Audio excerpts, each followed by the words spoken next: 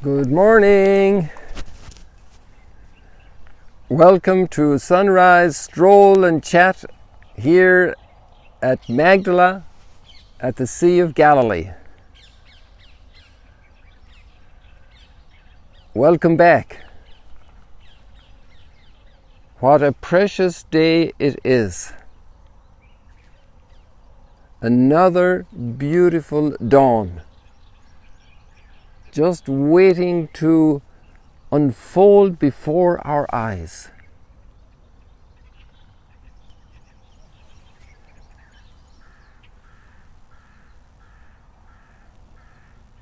Do you hear the crows and many other birds?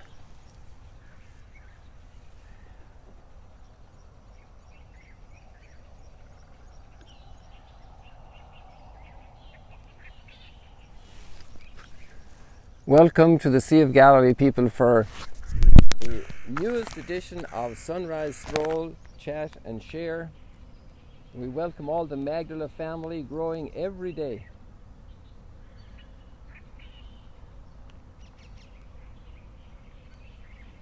And the sharing isn't just that we put this on Facebook and put it up there and put it on YouTube.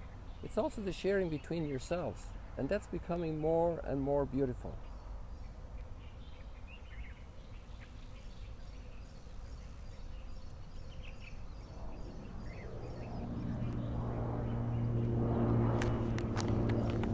Somebody is flying in to join us.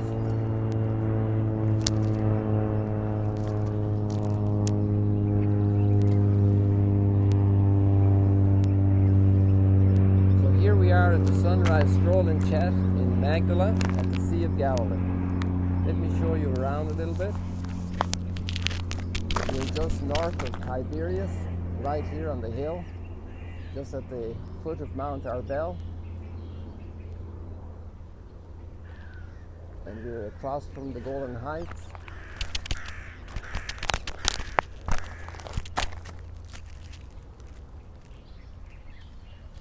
And something very special, we are just right in front of the Mount of Beatitudes, which we will see a little more clearly when the sun rises further. There it is. And that figures today in the Gospel. And the Jordan Valley also figures, because Elijah is in trouble with Ahab.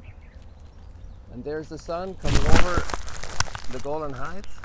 Look, right behind the reed. Good morning, sunshine. Welcome. Isn't that nice when a parent calls their child sunshine? Because each face with that innocence, those eyes, that smile, is a sunshine from God. Joy. So we are here in the Jordan Valley, as I was saying, and we will read that Elijah went to a spot in a valley, a dry valley, east of the Jordan. About south of here, probably about an hour south of here. It's debated academically if it was further southeast of Bet Shean area today.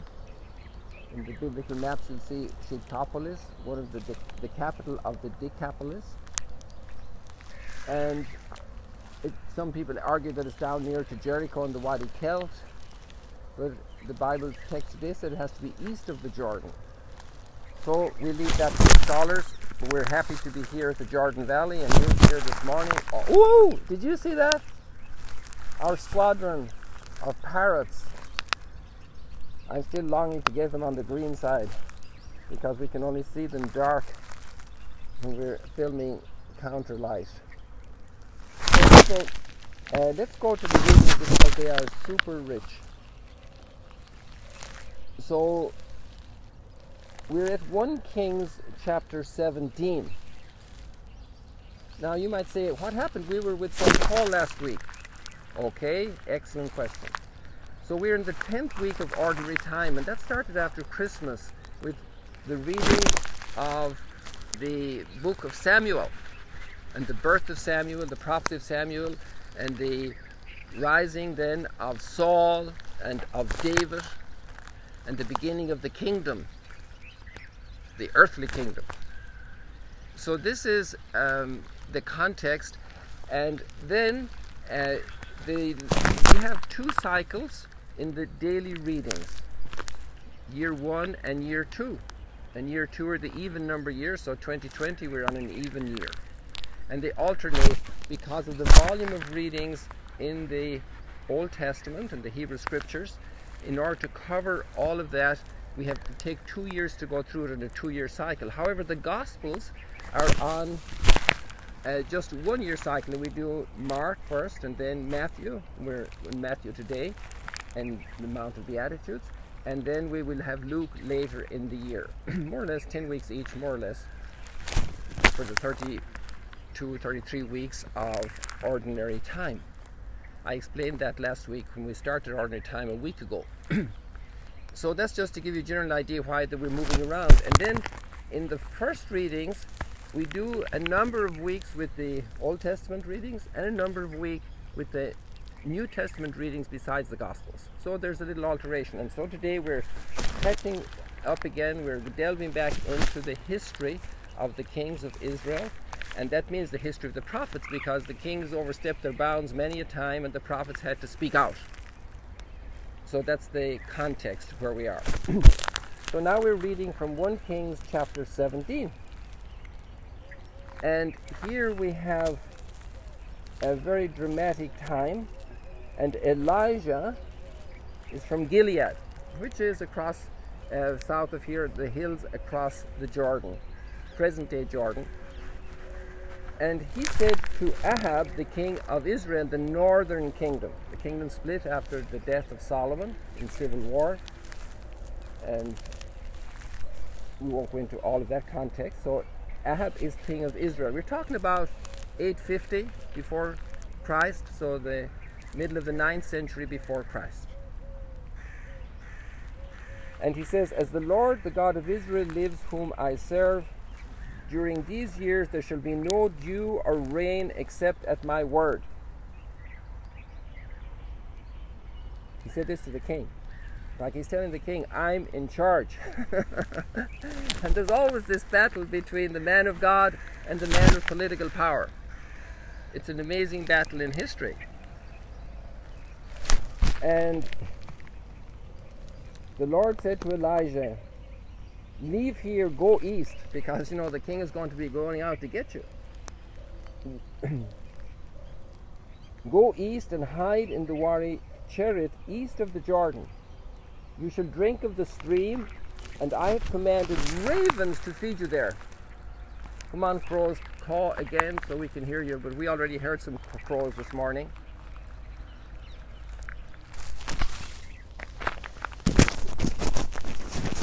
I just realized, people, that my microphone fell to the ground. And here it is now. I hope you can hear better right now. That's amazing. I was standing on the microphone. I can't believe how that happened. I apologize. I hope you were able to hear some of the explanation, and we leave it like that for now. If it turns out that you didn't hear it, we can recap tomorrow morning, God willing. So the Lord said to Elijah, "Leave here and go east to the Wadi Cherith, east of the Jordan. You shall drink of the stream, and I have commanded ravens to feed you there." So he left and did as the Lord commanded. And he remained there, and ravens brought him bread and meat in the morning and bread and meat in the evening, and he drank from the stream. What did that mean? That he had to live by providence. If the stream dried up, if the ravens didn't come, he trusted in God because God told him. God told him, go and do this. And he trusted and he followed. This is really amazing, really beautiful.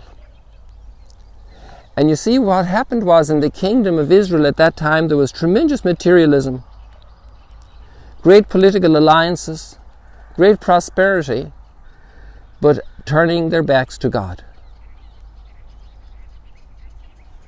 There's a little bird right here on this reed. Oh, She just flew away. It's too dark for you to see there with the reeds.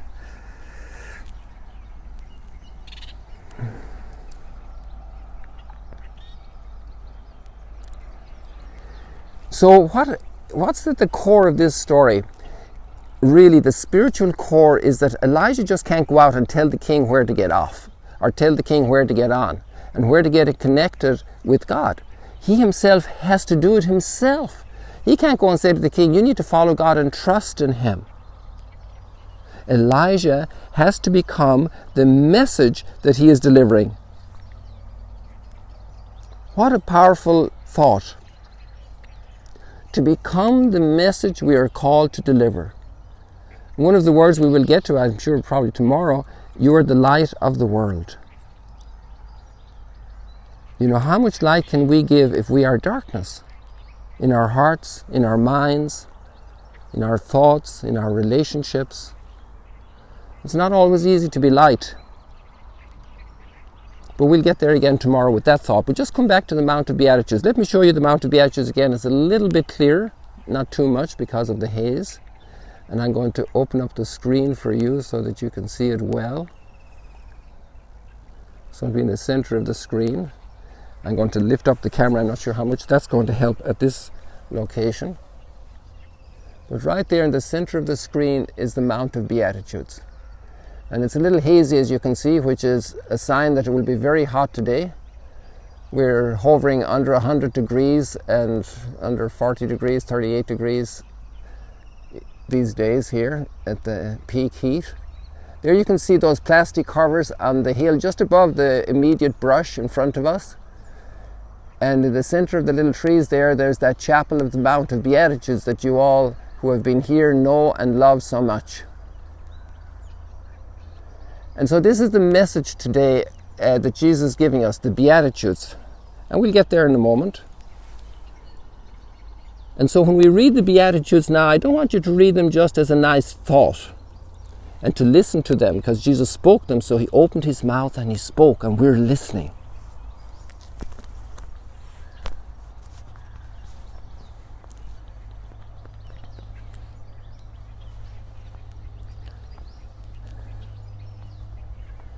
When Jesus saw the crowds, we're in Matthew chapter 5, the first 12 verses. He went up the mountain, and after he sat down, his disciples came to him, and he began to teach them, saying, Blessed are the poor in spirit, for theirs is the kingdom of heaven. Blessed are they who mourn, for they will be comforted. Blessed are the meek, for they will inherit the land. Blessed are they who hunger and thirst for righteousness, for they will be satisfied. That's very interesting, because it means if we're hungry, we don't have food right now. We're not eating. So we're hungry and thirsty for righteousness, and we look around and it might be scarce to our eyes in many ways. Blessed are those who hunger and thirst for righteousness, for they will be satisfied. Blessed are the merciful. To become mercy, they will be shown mercy. And we have that in the Our Father. Forgive us our sins as we forgive. We want mercy, we ask for mercy, and we give mercy. To be our prayers, to be that whole connection between being and praying, being and talking, being and doing. Elijah had to become the message he was going to bring to King Ahab. He proclaimed the message, then he had to go deeper himself into the message and trust in God's providence for a long time. And you know, that cemented a tremendous legacy in history. Because in Arabic we hear the word inshallah. And it really means hopefully, God willing. When I was a child, I told you this before, at least those of you who have been on the stroll and chat earlier months ago. When I was a child, my father always added a little word when I proposed something. I thought I was becoming the great farmer, you know. I was already very experienced. Maybe I was 10 or 11 years old. And I said to my dad, look, the sheep finished the grass here on this field today. We should change them, Daddy, over to this other field tomorrow.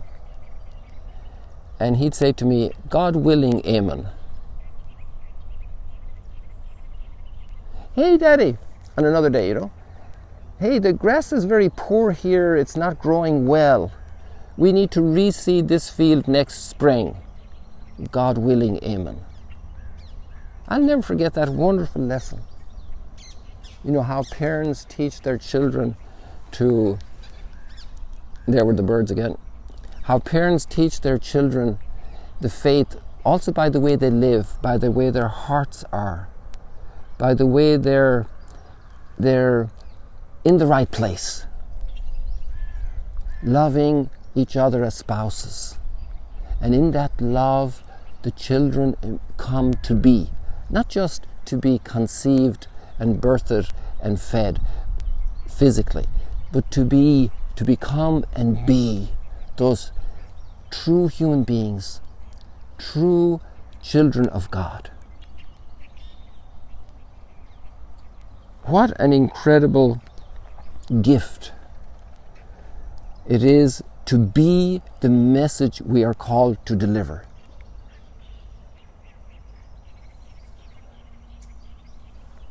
This is why reflections are also so beautifully. Look at these reeds here. Just watching them now. Look at these reeds here. You see? But look underneath. They're underneath the water as well. They're reflecting. So everything that we show from our skin outwards has to be reflected inside. And we need to have that inside of us. That light. I think we'll go for a little walk and ponder this. Here at the Sea of Galilee on our sunrise stroll and chat. It's so good that you're here participating. So wonderful. Let us ponder and let us chat with the Lord about this gift. Might be a little shaky, guys, so hold on to your armchair. Or if you're in California, you're lying on your pillow. Just don't worry, the bed's not moving, it's just me.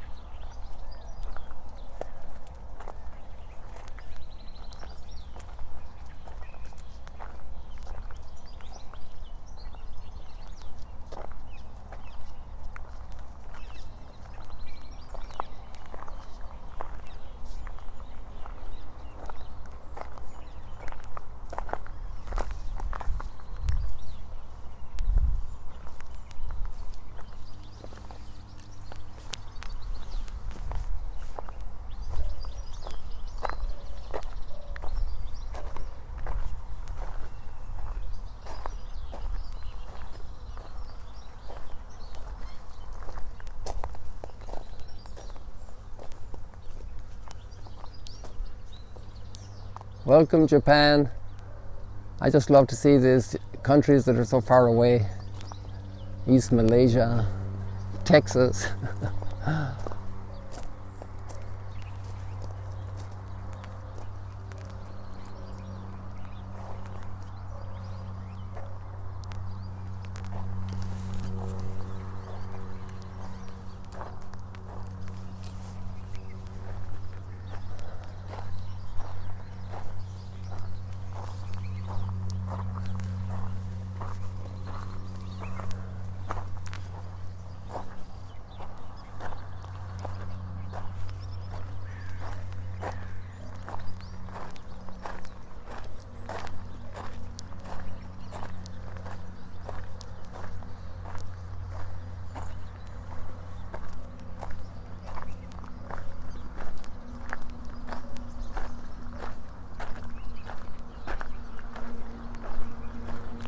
Welcome everybody who's just joining us now. You're here at Magdala on the Sea of Galilee at the sunrise stroll, chat and share.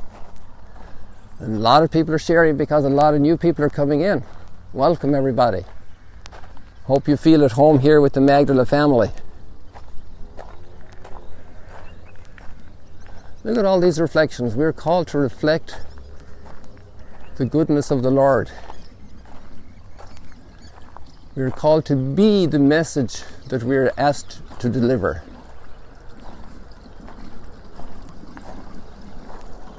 I can't resist this spot, people. It's just too beautiful.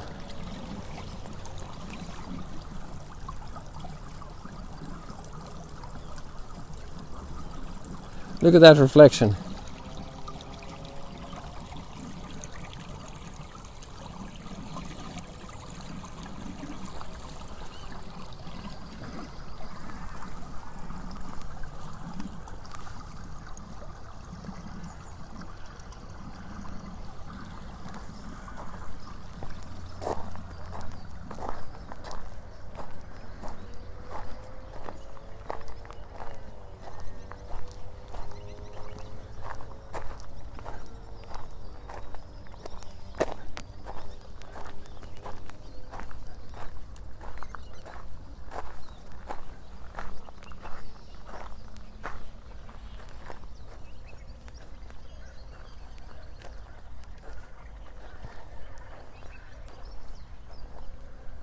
So people, now I think we will stop at a nice spot here and we will just look at the psalm, because the psalm is what we need today in a very special way, because the challenge to be the message and to become the message that we are called to deliver is really outside our own strength.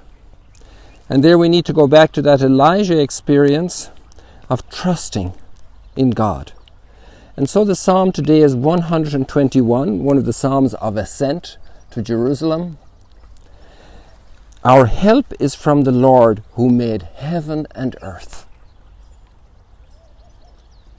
That's verse 2. I lift up my eyes toward the mountains.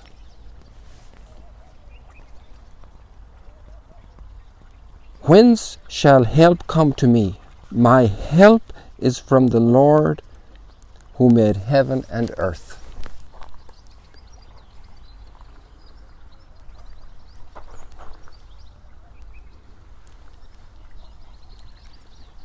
People, our friends are back. Can you see who they are? Can you see our friends? Right behind the tree. Oh, this is going to be a great picture. Get ready for... Oops, sorry about this, people. I want to get the best place for this, okay? We have a little time. We have a little time. Be patient with me. We have a little time. This is going to be extraordinary. You know, I'm going to go back here, even though I'm going to be a little further away, but I have a little more height, and then we have a better perspective. Let's do it this way. Be patient with me, people. I'll get you in a good picture right now. Hang in there. Where are you, fishermen? Come on, fishermen. Show your faces. There, we got you. These are fishermen on the Sea of Galilee. And they're heading northward from Tiberias. You remember the miracle of the loaves and fish, and afterwards a lot of boats came from Tiberias, near the area where Jesus had done the miracle. Come on, little fishermen, come into the light. Come into the sunlight, fishermen. We're going to get a great picture here in a minute, people. Look at that, the fishermen are heading up. They're about a third of the way along the screen. I just want to get the sun in focus for you, so you're going to get the best screenshot you can imagine. So we have the fishermen in the picture, we have the sun in the picture. And maybe I'll just move a little bit here to get more of the palm tree in the picture.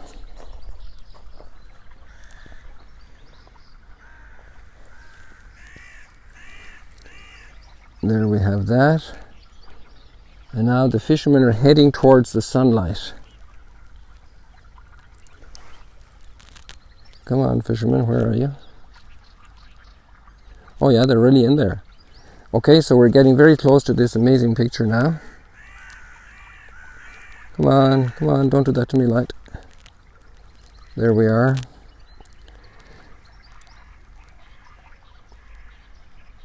So on my screen, all those little greetings and likes and hearts were running up there, right over the boat. See, they're coming close to the light. Isn't it wonderful to come closer to the light? You can see the boat there. This is it, people. This is it. This is it. Fishermen of the Sea of Galilee. I'm just trying to lift this up a little bit here. Sorry, people. It's very sensitive when I have it expanded this much. The fishermen ride in the light, in the reflection of the light.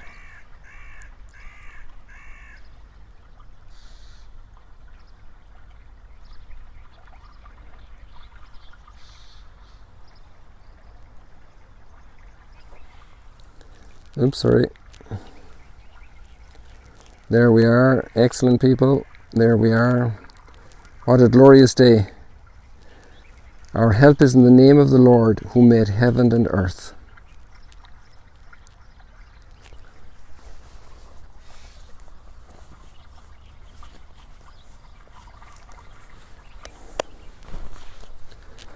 People, this has been wonderful. Thank you so much. So many people are participating and sharing. I really appreciate that. I'm thinking this morning of just putting in the link for the YouTube channel, because many of you have friends who do not use Facebook, and the YouTube is a very handy way for them to connect. And if they just subscribe, then as soon as it's up, they get a little notification, and they can have the joy without any effort of seeing and participating in this sunrise and the beautiful word of the Lord each morning or each day, and be blessed. Thank you all for sharing that. And I want to show you one last thing. So it's an update thing, because you want this update, I'm sure. You want to see how these flowers are coming. And actually I found a couple more in the smallest, youngest tree. Well, not the smallest, youngest one, it's the second smallest that's right here. Watch this here. So we're back to the trees. These are the ones you're seeing here, and they're so much in bloom. It's really amazing. Look at that. And we only had one a few days ago, maybe 4 days ago. And now you see how these are, and look at all that still have to come. All these buds. God willing, they will blossom. And we look around the world and we see so many people, and we can say, God willing, they will blossom. No matter where they are today. And this little tree here, look at this little one, little thin stem. And here you have this. And in both of these trees, there are just a few on one part of the tree, which is amazing. People, God bless you. It was a joy to have you here today. And we look forward to the next time. See you later, alligators.